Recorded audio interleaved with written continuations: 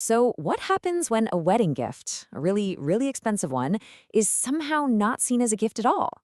Today, we are diving deep into a wild story that went viral, and it asks some pretty tough questions about friendship, money, and the absolute minefield of modern wedding etiquette. I mean, look at this question. Is a $500 gift ever not enough? It sounds absolutely bananas, right? But for one bridesmaid, a gift this generous was apparently considered to be nothing. No gift at all. So how on earth did we get here? Okay, so let's get into the details of the case. It all kicked off with a social media post from a bridesmaid who thought she was doing something incredibly thoughtful for her best friend. But, well, it ended up turning into this confusing and, frankly, pretty hurtful situation. So, here's the setup. Our narrator is a bridesmaid, it's her best friend's wedding, and she gets together with a few other bridesmaids to do something really special. They decide to pool their money, we're talking $500 each, to buy this gorgeous, expensive bracelet that the bride had been wanting for ages. In their minds, this was it. This was the big, thoughtful, complete wedding gift. Seems pretty straightforward, right? But then, after the wedding, the whole story just takes a massive left turn. The bride apparently complained to another bridesmaid that she was angry our narrator and the others didn't also stick some cash in a card for the couple. And just like that, what seems like a beautiful gesture gets tangled up in some serious drama. And this, right here, is the real kicker. Her reported words were that it was insulting they hadn't given them a gift. The implication being that the super expensive bracelet that she wanted, that was bought just for her, well, that didn't count.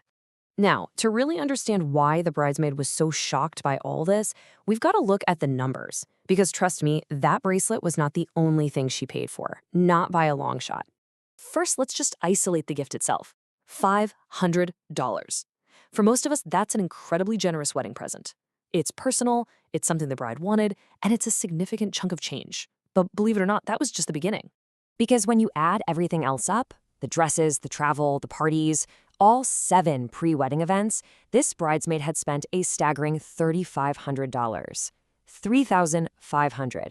That's not just a gift anymore. That's a massive financial commitment. One, she said, put a serious strain on her finances. And this gets us to a really key idea in weddings today, the financial burden. It's never just about the one gift, right? It's the slow accumulation of all these expenses that can turn what should be a happy celebration for a friend into a genuine source of stress. So, feeling pretty hurt and totally confused, the bridesmaid did what so many people do these days. She took her case to the internet, specifically to Reddit's Am I the Asshole forum, to get an impartial verdict. And boy, did the internet respond. The verdict from the online jury was, and I'm not exaggerating here, a total landslide. A whopping 85% of people voted not the asshole, flat out calling the bride entitled. Another 10% also said not the asshole, adding that complaining about any gift is just plain tacky. It was about as close to unanimous as you can get. This top comment really just hits the nail on the head, doesn't it? This user points out that friends are not ATMs, and a wedding celebration shouldn't become a source of financial hardship for the very people who are there to support you.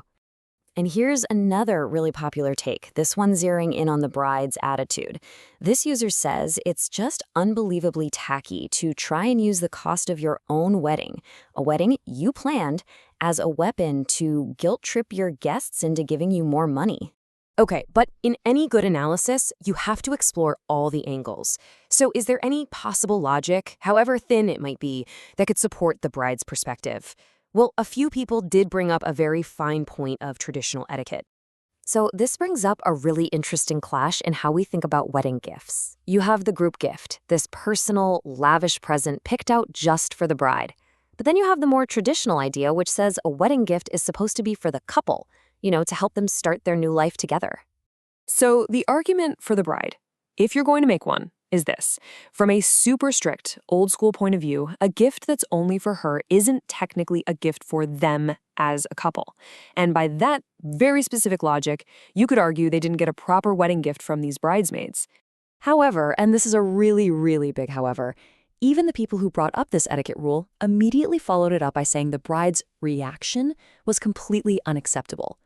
The consensus was, even if you believe in that rule, the second you complain about a gift, you become the asshole.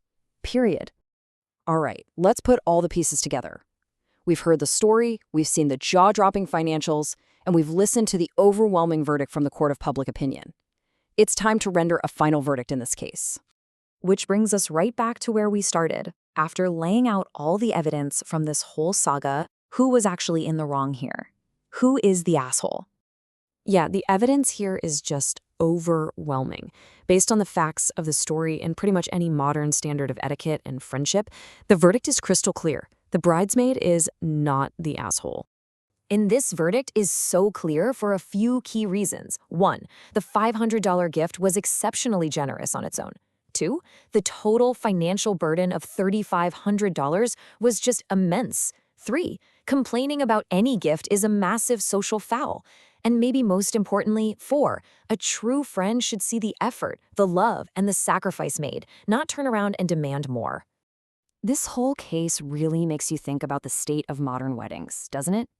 It leaves us with this big, lingering question.